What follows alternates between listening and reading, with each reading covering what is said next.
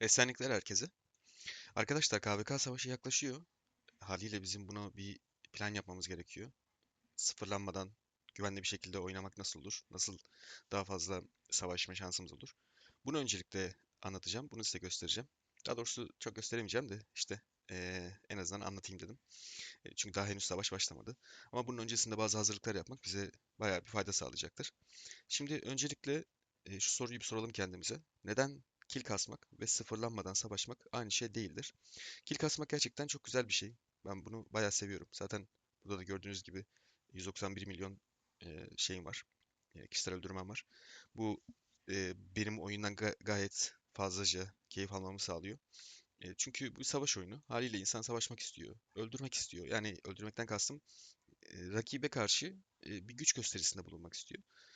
Bunun için de haliyle savaştan zaferle ayrılmak istiyor. Bu insana gerçekten çok büyük tat veriyor. Bunun yanında sıfırlanmadan savaşmamız gerekiyor ki KVK'da uzun süre savaşabilelim. Savaşı uzun süre götürebilelim. Çünkü biliyorsunuz KVK gerçekten çok uzun bir etkinlik. 6 saat, 7 saat, 8 saat, hatta yani şeyden sonra zaten şato sadece 6 saat sürüyor. Şatodan önce 2 saat kişisel bir savaşımız var rakip eyaletle. Bir de şatodan sonra yaklaşık 3 saat, 4 saat kadar bir daha kişisel savaş kısmı açılıyor. Yani bu etkinliğin toplam süresi zaten 12 saat. 12 saat boyunca zaten kimse savaşmak istemez. Ama en azından bunu keyifli bir hale getirelim istiyoruz. Savaştığımız süre boyunca sıfırlanmayalım, güvenli duralım ve en fazla puanı, en fazla öldürme puanı ve etkinlik puanı kazanalım istiyoruz. Bu yüzden de bazı yapmamız gereken şeyler var. Kill kasmak gerçekten güzel ama sıfırlanmamak lazım. Zaman kaynak ve moral kaybı istemiyoruz. Bu en pahalı hata olur bizim için. Şunu da açayım. Dursun burada. Sıfırlanırsam gerçek maliyet neye patlar? Bu gerçekten sıkıntı olur bizim için. Çünkü sıfırlandığımız zaman orduyu geri getirmek günler, haftalar hatta aylar bile sürebiliyor. Çünkü şurada KVK Savaşı'nda ölen askerler tabii geri getirebiliyoruz ama görevlendirme ofisine de düşüyor. Görevlendirme ofisinin kapasitesi %200 artıyor savaşta. Evet, güzel. Yalnız bunları geri getirmek gerçekten çok zor, uzun sürüyor. Ben KVK Savaşı'nda burayı bir keresinde yarısını, yaklaşık yarısını doldurmuştum ve beni bayağı bir zorlamıştı. Gerçekten zorlamıştı. Özellikle 173 eyaletini sıfırladıktan sonra ben 173 eyaletini sıfırlarken yani bizim ekibimiz sıfırlarken gayet güzel ilerliyorduk. Güzel birkaç gün geçirmiştik. Çok fazla zarar vermiştik ve eyaletin neredeyse tamamını yakmıştık. O zaman ben kalkan basıp uyumuştum. Kalkan inmiş. 10 dakika sonra uyanıp oyuna girmişim. Tam o sırada da beni sıfırlamışlar. Askerlerimi öldürmüşler. Bir kısmını zaten hızlıca geri getirdim. Bir kısmını hastanede iyileştirdim. Evet. Ama bu görevlendirme ofisi tamamen dolmuştu. Ve onları geri getirmek için yaklaşık bir ayım gitti. Ve ben sürekli toplama yapan bir hesabım. Yani durmadan toplama yapıyorum. Durmadan toplama yapmama rağmen bir ay sürdüyse yani en ufak bir ihtimalde bu bir buçuk iki aya çıkabilir. Ki o süreçte de zaten ayı avında gerçekten puanlarınız düşüyor. Çünkü elinizde asker kalmıyor haliyle. O yüzden toparlanmak çok uzun sürüyor. Bu insanı gerçekten hayattan soğutur. Hayattan demeyeyim de çok iddialı oldu. Oyundan soğutur. Oyun oynamak istemezsiniz yani. Anlık bırakma isteği bile olabilir. O yüzden sıkıntı yaratır. Bunu istemiyoruz. Bundan olabildiğince kaçınıyoruz. Bizim amacımız tamamen güvenli şekilde, en güzel şekilde savaşmak, rakibe gücümüzü kanıtlamak. Peki, kalkan disiplini korkaklık mı, strateji mi? Güzel bir noktaya parmak basacağım şimdi.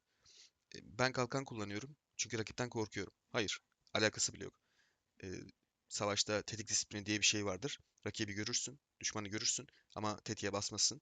Çünkü daha güzel bir durum için kontrolü elinin altına tutmak istersin. Tamamen düşünceyle hareket edersin. Akıllı davranırsın. Bu kesinlikle olması gereken bir şeydir. Kalkan basıyorum. Çünkü rakipten sürpriz bir baskı, sürpriz bir saldırı istemiyorum.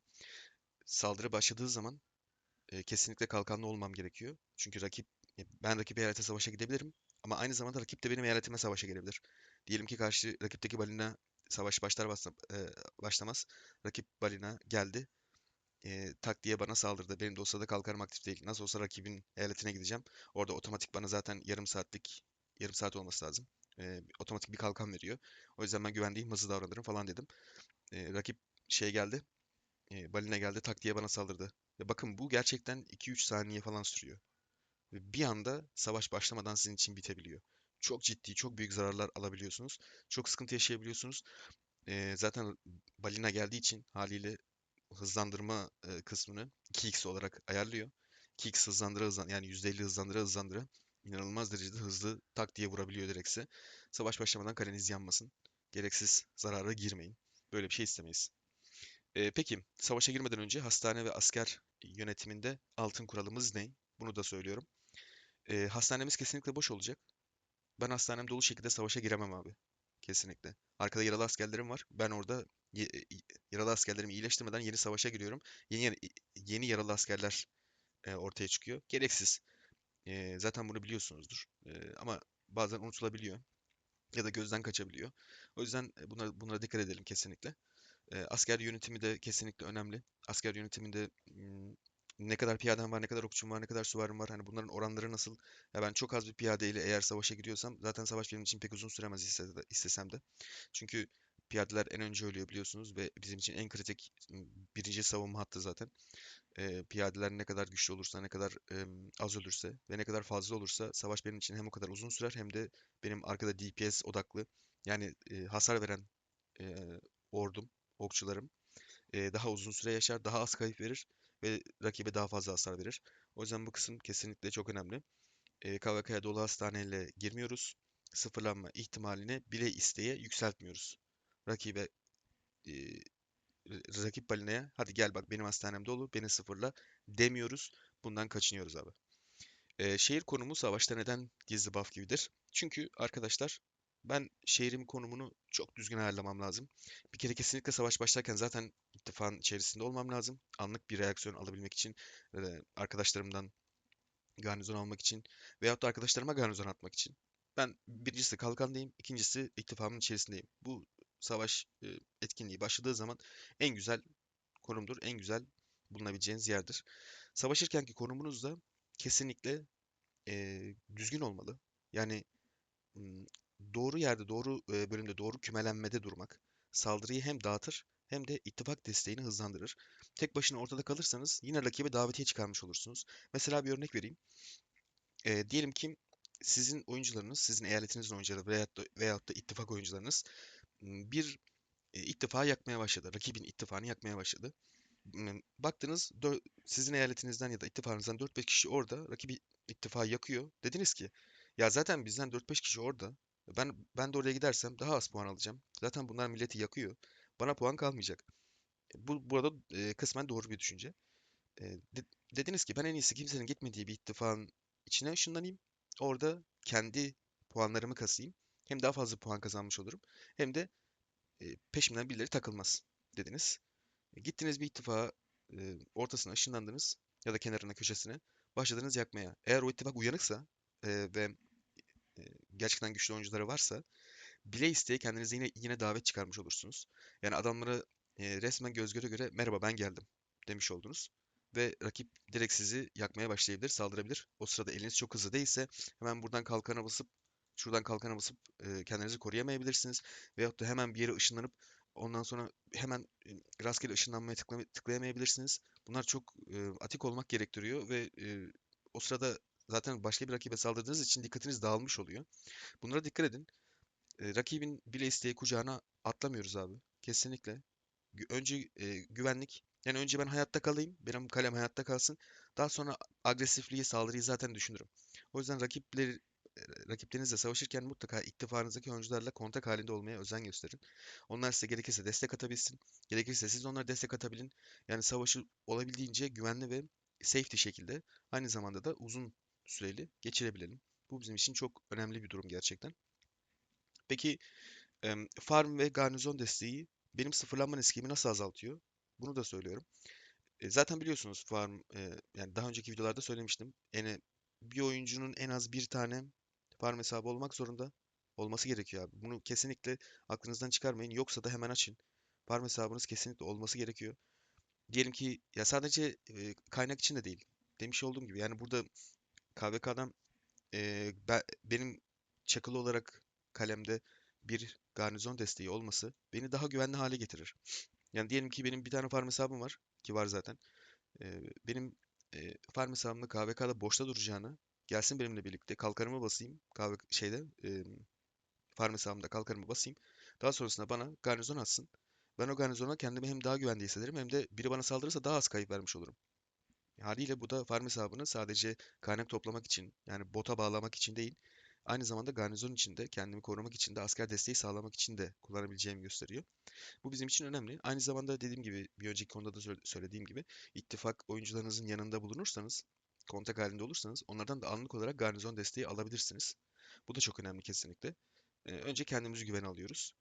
Kolay sıfırlanmaktan kesinlikle kaçınıyoruz ve maliyetimizi, zararlı maliyetimizi kesinlikle azaltıyoruz. Bu gerçekten çok önemli. Peki savaş zamanı geldi, çattı. Savaşa son 10 dakika kaldı, 15 dakika, 20 dakika kaldı. Ee, bi- Bizim neleri kontrol etmemiz lazım, nelere bakmamız lazım, nelere dikkat etmemiz lazım. Ufak bir liste şeklinde söyleyeceğim hızlıca. Bunlara da kesinlikle dikkat edelim. Öncelikle kalkan. Benim kalkanım var mı abi? Kalkanıma kesinlikle bakıyorum. Kalkanım açık mı değil mi? Savaş başlarken rakipten bir balina gelip de beni sürpriz şekilde sıfırlamasın. Savaş başlamadan benim için bitmesin. Kalkanım açık. Hastanem boş mu? Hastanede dolu asker istemiyorum kesinlikle. Hastanemi boşaltmış durumdayım. Hazırım. Okey, tamam. Ön hazırlığım tamam mı? Ön setim tamam mı? Çünkü yani bu ön set ne oluyor? Ön hazırlık. Rakipte nerelere ışınlanacağım? Nerelere gideceğim? O gittiğim yerlerde hangi taraflara, hangi kısımlara, hangi bölümlere ışınlanacağım? Hangi oyuncuları sıfırlayacağım? Bunun için ne yaptım? Mesela ben rakibin eyaletine gidiyorum şu anda.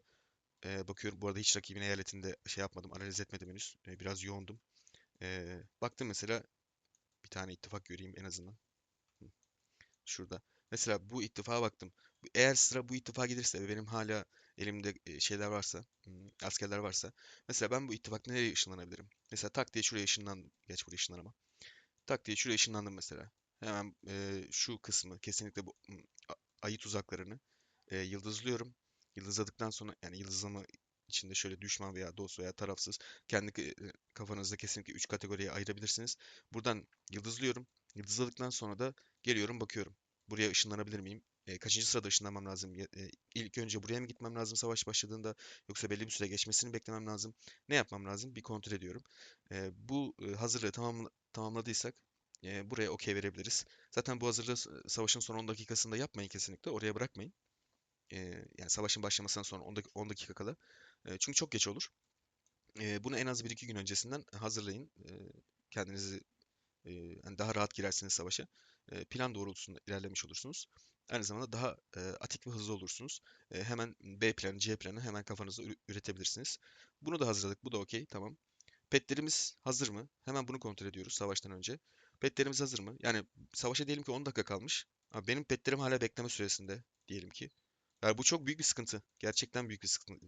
Büyük bir sıkıntı. Yani bir önceki gün basacaktıysan ya mesela ya savaş cumartesi günü öğlen 1'de başlıyor Türkiye saatiyle. Bir önceki gün basmak zorundaydıysan da en azından hani 20 saat sonra yani saat 1'e hazır olacak şekilde bas. Eee, Öyle kullan. Ya da hiç kullanma. Bir önceki gün pet kullanmayı ver. Çok da bir sıkıntı olmaz. Çünkü savaşta KVK'da bize daha çok ihtiyaç oluyor. Bu petlere, pet buff'larına. O yüzden pet buff'larımızı kontrol ediyoruz. Diyoruz ki tamam, okey. Petlerim de cooldown'da değil, bekleme süresinde değil. Hazır diyelim ki burası. Bunu da okey verdik. Çok güzel. Konumumuz zaten dediğim gibi güzel bir yerdeyiz. Ee, Planla ilerliyoruz. Çok güzel. Hızlı teleport planı. Hemen abi buradan geldim. Savaşın başlangıcında önce mesela diyelim ki hesabınızdan garnizon alacaksınız. Veyahut da şey de yapabilirsiniz bu arada. İttifaktaki birkaç oyuncuyla konuşun, anlaşın. Diyelim ki o oyuncu cumartesi günü KVK'da aktif olamayacak, savaşamayacak, işi var, gücü var, meşgul ya da bazıları tatilde oluyor, bir şey oluyor. O oyunculara yazın mesela, deyin ki savaş başladığı zaman sen bana bir şey at, garnizon at. Hani en azından sen oynamasan bile bana saldırı gelirse hem beni savunmuş olursun hem de sen puan alırsın diye böyle konuşun, anlaşın. Çünkü ben bunu daha önce yapmıştım, çok işe yarıyor kesinlikle. O oyuncularla birlikte kendinizin farm hesabıyla birlikte önce haritada bir tane yer belirliyoruz kendimize. Diyoruz ki ne yapalım mesela? Böyle köşeye kimsenin bakmayacağı kuytu köşeye bir yere ışınlanıyoruz önce ilk adımda. Mesela şurası olsun. Tamam mı? Buraya ben şunun hemen koordinatını kaydediyorum. Diyoruz ki buraya ışınlanıyoruz arkadaşlar. Eğer kimse yoksa da yanımda ben farm hesabıma gidiyorum, buraya ışınlıyorum zaten direkt. Kendim de buraya ışınlanıyorum. Ondan sonra diyorum ki işte e, bana garnizonlarınızı gönderin. Oyuna girmeyecek olanlar. Garnizonlarınızı gönderin. Ondan sonra isterseniz oyundan çıkabilirsiniz. Farm hesabımdan da garnizonumu alıyorum. İlk ışınlanma noktam burası. Tamam, bunu da hallettik. Bu da hazır. Çok güzel. Daha sonrasında artık savaşa başlayabiliyorum. 10 dakika sonra ya da 5 dakika sonra savaşa başlayabiliyorum. Bunlar belki basit gelebilir ama önemli bilgiler. Tekrar hatırlatmakta fayda gördüğüm için bu videoyu çekiyorum. Bu arada bizim başımıza şöyle bir şey gelmişti. Ben kuzenimle oynuyorum bu oyunu. Kuzenimle şunu da şey yapayım, göstereyim. Kuzenimle oynuyorum bu oyunu. Ve biz bir keresinde 79. eyalette başlamıştık zaten bu oyuna. Biz bir keresinde 92. eyalette savaşa girmiştik. Orada KVK Savaşı'nda e, direkt savaş başlar başlamaz şans eseri tabii. Gerçekten kimsenin söylediğini de düşünmüyorum kesinlikle. Geldi rakip balina direkt bizim eyaletimizin şöyle kenarına köşesine bir yere yakın bir yere tak diye ışınlandı ve kuzenime saldırmıştı. Kuzenim de o anda çok hazırlıksız yakalanmıştı haliyle. Normaldir böyle şeyler. Direkt burada saldırmıştı ve kuzenime zaten 2-3 saniye içerisinde direkt girdi. Kuzenim çok ciddi bir kayıp vermişti. E, Asker sıkıntısı çekmişti mesela o KVK. Biraz da zor geçmişti onun için. Hani böyle şeyler, böyle hatalar gerçekten birkaç saniyede oluyor ve gerçekten oldu mu tam oluyor. O yüzden sıkıntı yaşayabilirsiniz. Biz o kısımdan sonra toparlanmak için bayağı mesela uğraşmıştık. Çok fazla arkadaşlar, ben size böyle hani taktikler, stratejiler anlatıyorum ama ben de çok fazla hata yaptım bu oyunda.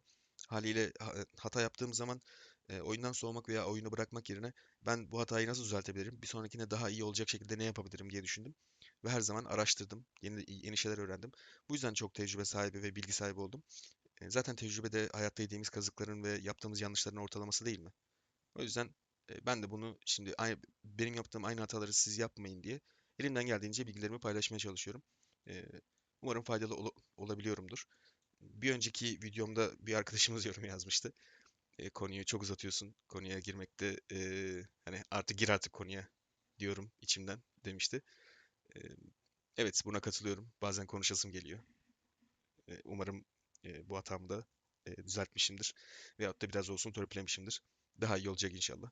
Desteğiniz için şimdiden teşekkür ederim. Umarım güzel bir KVK geçer hepimiz için. Cuma günü de savaş esnasında neler yapmamız gerekiyor, nelere dikkat etmemiz gerekiyor, Şato Savaşı'nda nasıl birinci olabiliriz, nasıl ilk ona girebiliriz, etkinlikler, çünkü Şato Savaşı ve KVK etkinliği çok önemli bizim için. Çok güzel tılsım tasarımı veriyor ve kesinlikle tabii ki de ne veriyor? Kahraman parçası veriyor. Bu kahraman parçasını almak istiyorum. Şunu, kahraman parçasını almak istiyorum. Kahraman parçası istemezsen de zaten uğurlu donanım sandığı veriyor. İkisi de inanılmaz önemli.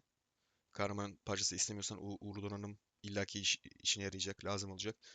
Ben bunu almak istiyorum. Zaten genellikle hep birinci olurum. E, Yanında has altında zaten cabası. O yüzden bu kısımda ilk ona girmenin taktiklerini Şato Savaşı'nda hem Şato Savaşı'nda hem şeyde KVK etkinliği sıralamasında nasıl olacağını göstereceğim. Şato Savaşı'nda da zaten biliyorsunuz ki şeyler veriliyor. Tılsımlar veriliyor.